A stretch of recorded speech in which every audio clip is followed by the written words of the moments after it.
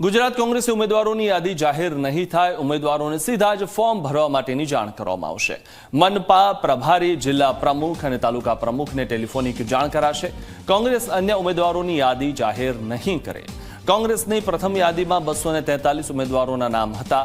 દાવેદારોમાં વિખવાદ ન થાય તે માટે આ નિર્ણય કરવામાં આવ્યો છે। તો સીધા જ ટેલિફોનિક જાણ કરવામાં આવશે। કોંગ્રેસ અન્ય ઉમેદવારોની યાદી જાહેર નહીં કરે। આ વિશે વધુ માહિતી મેળવી અમારા સંવાદદાતા ગૌરવ પટેલ પાસેથી।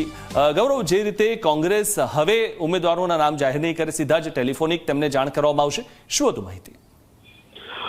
જે પ્રમાણે સૂત્રો પાસેથી પ્રાથમિક માહિતી મળી છે તે પ્રમાણે ગુજરાતની સ્થાનિક સ્વરાજ્ય ચૂંટણીમાં લગભગ 10,000 કરતા વધારે ઉમેદવારો પસંદ કરવાના હોય છે અને તેમાં ક્યાંક સામાજિક કાણાવાણા અને ઉમેદવારમાં નારાજગીનો પ્રશ્ન ઉદ્ભવતો હોય છે। એ માટે કોંગ્રેસે જિલ્લા પંચાયત, તાલુકા પંચાયત, નગરપાલિકા અને બાકી રહેલી મહાનગરપાલિકાની યાદી લગભગ જાહેર નહીં કરે તેવો નિર્ણય કર્યો છે। શક્યતા એવી છે કે યાદી જાહેર થાય તેમ નથી, એટલે જે પણ કોઈ ઉમેદવાર છે કે જેને ચૂંટણી લડવાની છે તેને ટેલિફોનિક જાણ પ્રદેશ કોંગ્રેસ સમિતિ દ્વારા, જિલ્લાના પ્રમુખો દ્વારા કે જે તે અધિકૃત વ્યક્તિ દ્વારા તેમને ટેલિફોનિક જાણ કરવામાં આવી રહી છે અને જિલ્લા સ્તરે લીગલ સમિતિ એક્ટિવ થઈ છે કે જેના ઉમેદવારના સર્ટી બનાવવાનો હોય કે ઉમેદવારની ફોર્મ ભરવાની પ્રક્રિયા હોય તે માટે લીગલ સમિતિ કામ કરી રહી છે। એટલે હાલ જે પ્રાથમિક માહિતી સૂત્રો તરફથી મળી છે તે પ્રમાણે કોંગ્રેસ ઉમેદવારની યાદી જાહેર નહીં કરે, એટલા માટે કે જો યાદી જાહેર થાય તો ઉમેદવારમાં જે પણ કોઈ વ્યક્તિને ટિકિટ ના મળી હોય તેમાં નારાજગી વધી શકે છે। તેના કારણે કદાચ વિખવાદ થાય કે ના થાય, વિખવાદ ટાળવા માટે કોંગ્રેસે આ નિર્ણય લીધો હોય તેવું લાગી રહ્યું છે।